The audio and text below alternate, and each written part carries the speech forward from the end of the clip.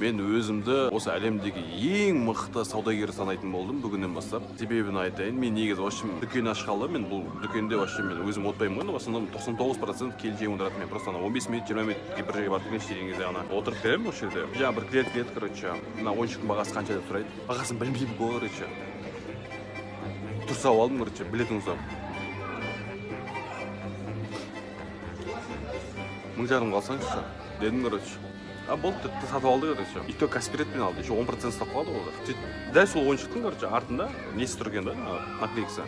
4500 деп тұр ғой. Йо-ма, мен 4,5 теңгенің ойыншығын 10,5 теңге сатып жүрген, еще Каспиретпен ше. Сөйтіп жаңа қатын келді, білдіртпей өзім қалтамнан жаңа 3,5 теңге қосып қойдым да. 4,5 теңге Каспий тұр ғой мен. 4,5-ға сауда жасап қойдым. Деген соң вообще.